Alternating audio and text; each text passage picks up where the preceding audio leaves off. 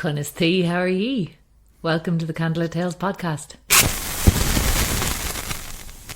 I'm Sorcha Hegarty and I'm here with my brother. I'm Aaron Hegarty and we are the co-founders of Candlelit Tales.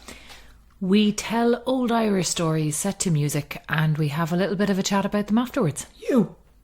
Lots of stories to tell and many ways to tell them. We perform live shows in and around Ireland. You can find details of our upcoming shows on candlelittales.ie. We started Candlelit Tales with a donations-based policy and we're continuing that philosophy with this digital content. So if you like what we're doing and you can afford to support us, you can find us on patreon.com/Candlelit Tales. Yeah, go on, be sound. Yeah. Without further ado. I mean, it's pretty good, right? I don't even need to cut this. It's fine. This is fine. It's totally good. It's totally fine. We're giddy today. Without further ado, let's tell a story. All right.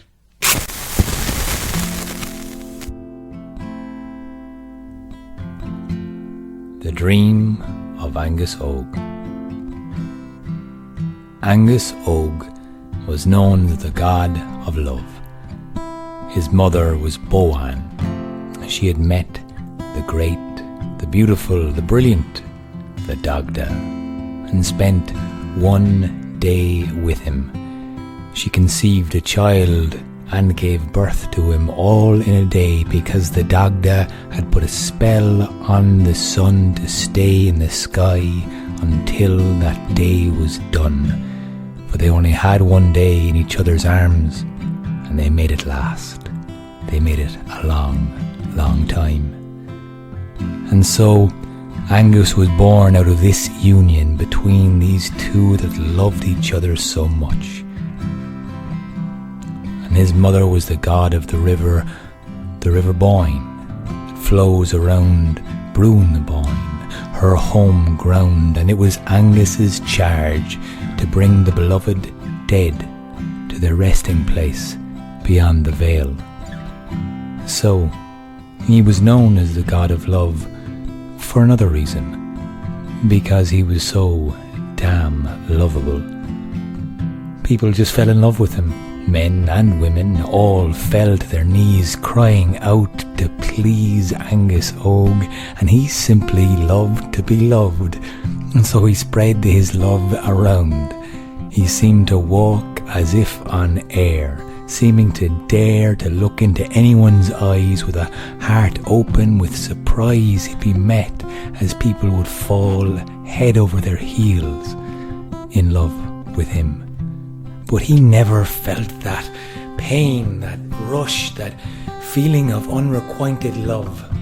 He never had that feeling because everyone fell in love with him, you see. He never felt refused. He always got what he wanted. Until one day he went to bed and the door creaked open, and standing in a shaft of light, a woman with bright gleaming white hair that cascaded and fell down her white dress. She had pale skin and emerald eyes, and she stared at Aonghus Og as he saw the nape of her neck had a golden chain wrapped around it. He was struck then with a feeling he had never felt before, as she lifted her hands and played the sweetest and softest music he had ever heard on the harp. As the music played, he lulled himself into love he had never felt before. He knew this woman in front of him was greater than anyone he had ever seen, and so she stayed with him that long, long night. And when he reached out his hand, he asked her for her name. He awoke with a fright. She was nowhere to be seen. The sun was staring down in a stream of light. The moon was nowhere to be seen. And so he tripped his way around that day, not knowing where he was, but feeling something he had never felt before, he was sure. And so that night, eager and full of hope that she would return to him, the door once more opened and his love returned to him. This was the way he spent his nights from then on out. For a year and a day this went on, and he was as happy as could be throughout that time. He wished the days away. He wanted nothing more than to be in her presence. He did not take anyone into his arms. He only wanted and longed for her. Now, after a year and a day, the door opened no more, and Angus's heart started to beat. He worried for his love what had happened to her. He did not know her name or where she had come from, but he knew he needed to find her in some form or some way, so he took to bed. And the only way he thought he could make her come to him was staying in the place he knew that she knew where to find him. And he stayed there, and he lusted and he longed and he wanted for her to come back to him. But he did not eat. He did not drink. He grew sick and he grew weak, and his mother was worried for him. She begged him to tell her what was wrong with him, but he would not. He refused to talk about this woman to anyone, lest he ruin his chances for ever seeing her ever again. But as the days turned into weeks and weeks into months and months into a year, this entire time he stayed in bed, Boan was worried for him, and the Dagda sent for Dean Kecht, the greatest physician of the feared day. He came and he took his pulse and he looked him up and down and said, "This man is not sick of body. His mind has not left him, but he's a sickness of the heart." When Boan heard this, she asked her son to tell him who it was he was in love with, and eventually Angus described the beauty that had come to him then, and the Dagda sent out word all over Ireland. He demanded to know who it was that had captured his son's heart, and throughout all Ireland they searched for a woman with white hair, pale skin, bright green eyes, and a golden chain around her neck.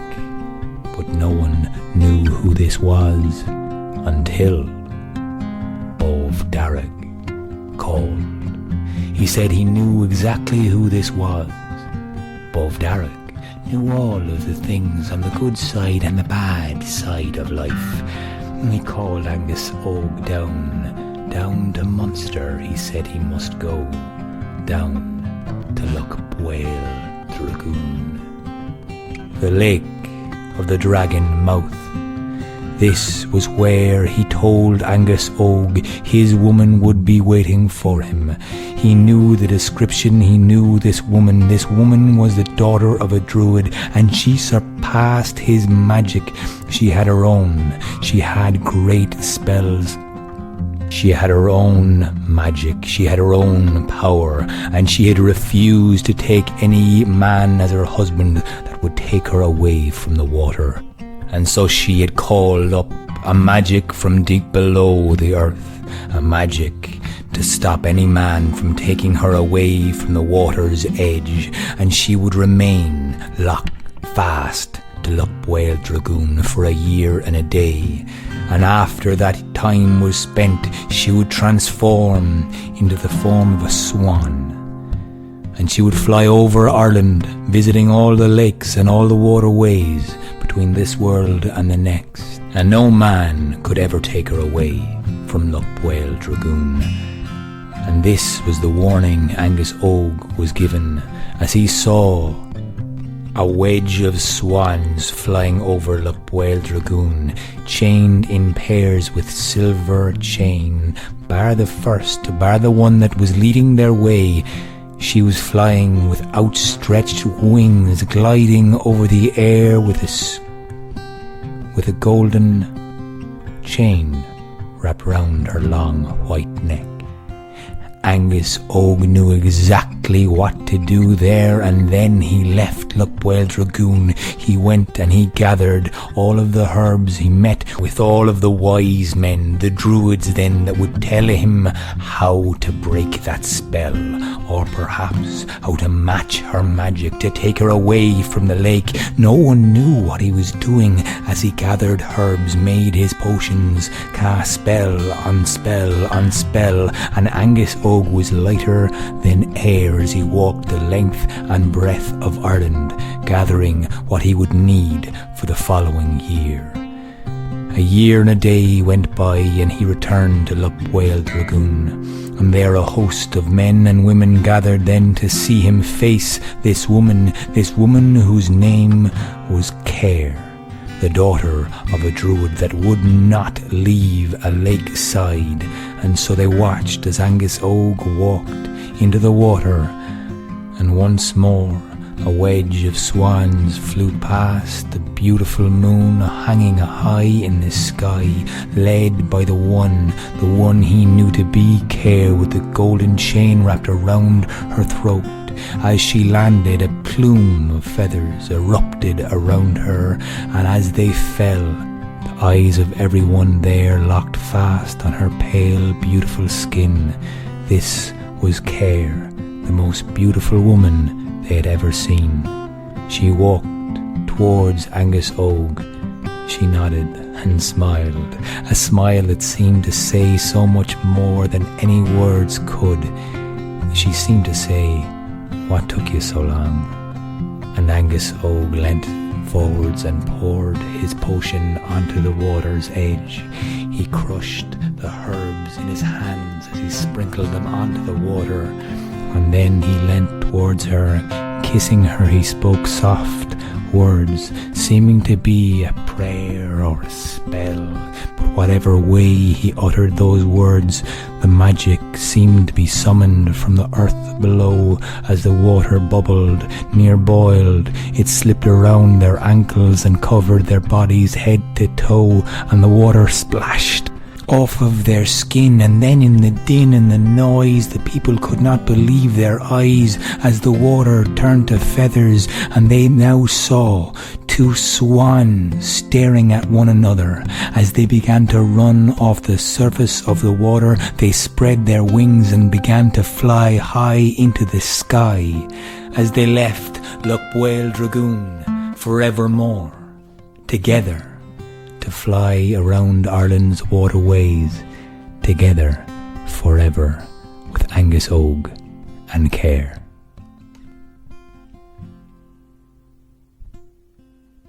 Okay, that was a lovely one. That's one of your favourites, Aaron, and has been for a while. Yeah. Where did you hear that first? So there used to be this storytelling event in Dublin called Milk and Cookies, and I went along to it one night when I was in Dublin, not that long, and a storyteller called Brendan Nolan told this story, and I just instantly loved it. And he also said that he had heard it from another storyteller, and that's what storytellers do. You hear a story and you pass it on, and I just thought that was one of the most beautiful stories and messages to go along with that. And Brendan actually died last year, very sadly. He's a beautiful storyteller, and he still has stuff up online, actually. If you ever want to know how to tell a story and not spit a story, check him out on YouTube. Martin Nolan, an uilleann pipe player in Dublin, passed me on a CD that they recorded together as well, because they used to do kids' stories, and that was beautiful. But that's a nice link there. That was Brendan's story. Lovely. It's also, we've told it a few times as being one of the only, if not the only, Irish love story that actually has a happy ending. Oh yeah, it's the only happy ending. Like, I don't know what we found so far anyway. Yeah, pretty much. I mean, like, if you look at the rest of the Irish love stories, you have Deirdre of the Sorrows listed there as one of them. You're like, what? How is that a love story? Well, it is a love story. They give up everything to be together, and then they're horribly slaughtered, because that's what happens when you give up everything to be together. They give up everything to be together, and then they're horribly slaughtered, because that's what happens when you give up everything to be together. Okay. let's not talk romance with Sorcha anymore. But they're like, as in most, in fairness, the other Irish stories that are well, you've got ones like the other Irish love stories that would come to mind, the famous ones. I mean, Deirdre of the Sorrows, we've already mentioned. There's Diarmuid and Grania, which are the other great lovers. There's also not a happy ending. Terribly sad ending. Midir na Tain. That gets really incesty really badly at the end, though. Yeah, would be a happy ending. It's nearly, if you left out the actual ending, which we won't when we tell that story on this podcast. Oh yeah, we got asked to tell that story recently. Yeah. We'll absolutely tell it in its entirety. Yeah. You may regret that request. But, I mean, if anybody else has any requests, send them our way and we'll get her. Or if you know of a happy ending story, like one that genuinely is a good one. Actually, yeah, that's a good call out. Like, are there any other Irish stories that actually end well? Love stories, particularly. Because really, like, most of them end in sorrow and death. Lovely. Now, come here and tell us a little bit about the god of love thing, because I've been wanting to ask you this, or get you to explain this a bit better, because the Irish deities weren't exactly what we think as of gods, right? Yeah, this is a little bit of a tricky one to get your head around. And I actually find it a bit of a tricky one to get my head around as well.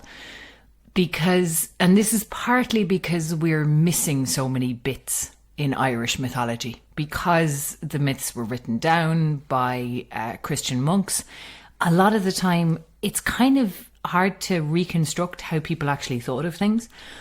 But certainly the people that we think of as gods, when we say that word, we tend to think of, like, say the Greek gods or the Norse gods. All seeing, all divine, all powerful, like. Well, not just that, but also gods that you worship in ritual and that you sacrifice to and that you ask to intercede for you, that you pray to. And that's not really what the Irish tradition was about. Well, they were god-like people, that's what, They had the powers of gods. But, I mean, if you take, for instance, Lugh Lawfather, who we talked about recently, and we told the story, or you told the story of Lugh and Balor of the Evil Eye. Lugh is sometimes referred to as a sun deity. Yeah. But Lugh is not a sun god like, say, Helios is a sun god who, like, drives the sun across the sky in a chariot. Such a cool image. Which is a cool image. But that's not Lugh. Lugh is associated with the sun because his face shines like the sun, because he's bright. So he's associated with light and enlightenment and knowledge and wisdom and swiftness. So it's more of a kind of a poetic association than it is a relationship of power, which just puts a little bit of a different spin on things. Totally. And yet Lugh is still kind of immortalised in the Christian belief system by the Celtic cross, by having the circle, a lot of people will claim, that represents the sun or the sun god, the sun deity of the Irish people. Again, it's a hark back to Lugh, or it's a hark back. It represents a belief system that had a great emphasis on the seasons and on the sun and on the cycle of the year. I don't know if that directly connects to Lugh or not. Yeah, okay. Or to worship of Lugh. And this is kind of the bit where it gets a little bit fuzzy for me, because it doesn't seem like there's much of a worship tradition attached. Like, we talked a little bit about Bridget there a couple of weeks ago, and the way that the 1st of February is Bridget's Day. It was Imbolg, and there were these parades of young girls going around dressed in white in honour of the goddess.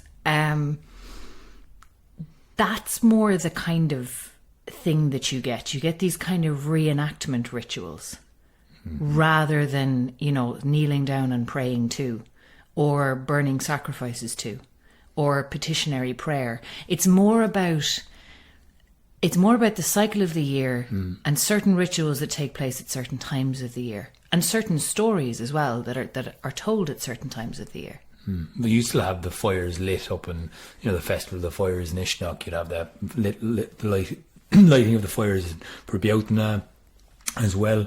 Say that again. You still have the lighting of the fires and the festival of the fires up in Ishnok at Beoutana, and you still have the points, maybe not directly referred or directly towards or offered up to the gods though, but they're kind of more seasonal celebrations and times to be a big mad pagan and jump around the place. And I guess what I'm saying is I don't think they ever were about worshipping the gods. Right. They're more about celebrating our humanity. And these gods, like the thing about these gods as well is that all of the Tuatha Dé Danann, or almost all of them, have a death story. You know, there's a death story of Lu. Yeah. So they're not immortal beings who live forever. But there's something a little bit slippery about them as well, because the other world where they dwell is also the other world that people pass to after they die. It's sticky there. And it's all a bit sticky. But again, okay, so like the god of love, clearly that became kind of it seems to be an insert after the fact, you know, for Angus. I don't know if it's so much an insert after the fact as it is a different meaning attached to the word god. Okay. And the word goddess. We have an association and a meaning behind god and goddess that's very particular. And like most things that are very particular to a certain culture, we don't realise that they're culturally attributed at all. They seem to us to be universal and logical and normal. Seems so logical at the time. Yeah, it seems perfectly logical to have a completely different conception of these beings back in those days as well.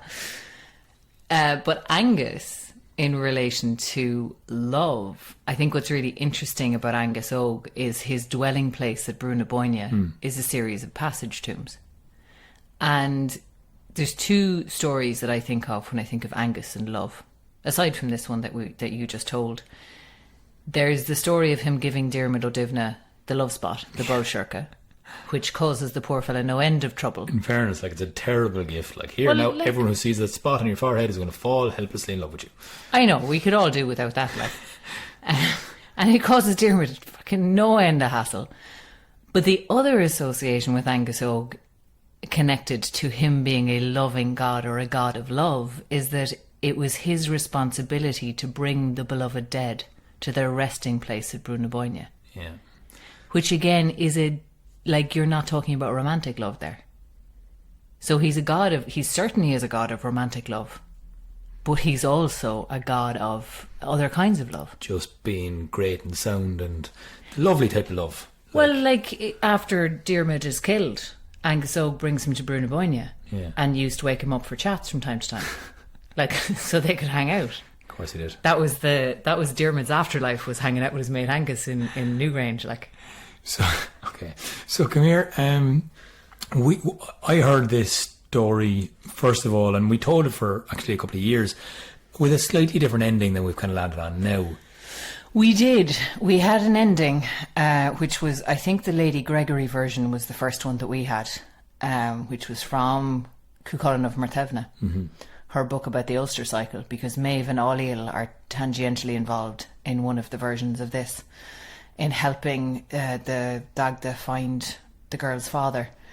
And in that version... Which makes absolutely no chronological sense. I mean, none of them make chronological sense. That's just like, what? Listen, anyway. One of these days we'll tell the story of Celtcar MacUthercar, and that'll fuck everybody up entirely in terms of chronology. Yeah. But, I mean, it could just have been a way of tying them into the Ulster cycle. Yeah. But that story had an interesting little line in it, which was that Cair's father had committed a crime, and for his crime she was under a curse to be a swan every other year. Yeah. And it was actually Angel Hannigan, who works with us in Candlelit Tales. She went on a bit of a research kick on this, because she was telling that story at a show, and she went and she read loads of versions, which is what we all tend to do. And she found... She went looking... Let's say that again. And what she was looking for was the father's crime.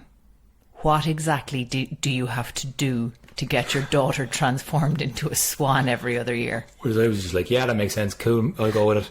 Now Aonghus Og has to break the spell, and then, you know... Yeah, and it becomes about him fulfilling a quest and winning the Fair Maiden.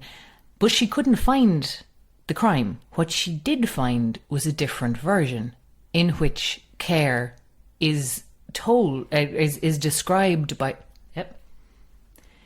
in which Care is described by her father as being more powerful than he is and more strong-willed than he is, and that she has just up and decided that every other year she's going to be a fucking swan, because why the fuck not? Yeah, no, that took me a while to actually get my head around. Weird enough. It did, because it actually profoundly changes the structure of the story. Because the story as we had initially told it and as you had initially heard it is a very well-known... Yeah, it's damsel in distress. It's the hero completing a quest and winning the woman's hand at the end. And it still had that twist where you thought he was going to break the curse, and he managed to change it over. And he becomes a swan with her, so you still have the twist at the end to keep it interesting. I mean, here we were all thinking Shrek was original. Right, there you go. That's where they got that story. Probably fucking never heard Angus Og. Crafty devils. Archetypes. I see. Every original idea you've ever had has already been done. Thanks for that, Soraka. But it did take me a while to get my head around, because I couldn't, for some reason, kind of see Angus's impetus to then go off and to join and to link up with her, or to kind of be with her from then on out. I couldn't quite make the jump. It's like, well, why the fuck would you want to marry someone who's just decided to stay in a lake for the whole time? Of course, then you get into the mindset of Angus being over, head over heels, being in that mindset of hopelessly in love with somebody, and then it makes perfect sense. He's like, I don't care where the fuck I have to be, as long as I'm with her. It doesn't matter what shape I'm in, what form I'm in, as long as I'm with her. And still that kind of element of potentially him breaking the spell is still there in a way of like, maybe he could match her spell, maybe he could break it. And yeah, and I think that's the really interesting thing for me, is like, it does fundamentally change the structure of the story, because it reshifts the power balance of the story. Yeah. Care is no longer helplessly waiting and kind of trying to lure him into freeing her and saving her. All she's doing is coming up to her and going, can you keep up? Yeah? We do this if you can fucking keep up. Can you? And then she basically sits back and waits to see if he's fucking up to her. Yeah. Which is a totally different thing. It gives her an awful lot more power and agency. But it kind of also, I think what the difficulty there is that it does make Angus's quest a little bit more confusing. Yeah. Now, I remember telling this story to an American audience, and a woman came up to me afterwards and said, I've never heard a story in my life in which the man changes for a woman. Yeah. Every other love story in our modern culture involves women changing for men. Shrek. Way to do it, lads. I mean, way to be original. And on that note, now that we've mentioned Shrek 3 times... I only mentioned it once. You just mentioned it twice. I know. Just to say 3 times. Yeah, well, I needed a third one. Love Triskells, lads. Love Triskells. Listen, it's the month of love. People love telling romantic, soppy stories this month. And if you came to our live show this month, you'd know that we're all about fucking that up. So that's us. I think that's a good way to leave it. Yes. May you be... Sorry. The concept in Irish myth, I'm just going to talk around this for a second so that I can land on my final line. The really important concept, every Irish hero and queen is looking for a partner that is their equal. So this Valentine's Day, I hope you are all with your equal. You! This podcast was produced and edited by Oisín Ryan. The story was by Aaron Hegarty, and the music was by Oisín Ryan. You can support this podcast on patreon.com/Candlelit Tales, where you'll find details on the rewards we have for our Patreon supporters. You can find out more about us and about our upcoming shows on candlelittales.ie. Find us on your favourite social media at Candlelit Tales and use the hashtag Candlelit Tales podcast to share this with your friends. We'd love for you to get in touch. Email us your comments, questions and feedback at info@candlelittales.ie. And if you'd like to book a Candlelit Tales show, you can contact us on bookings@candlelittales.ie. Till next time, keep her lit.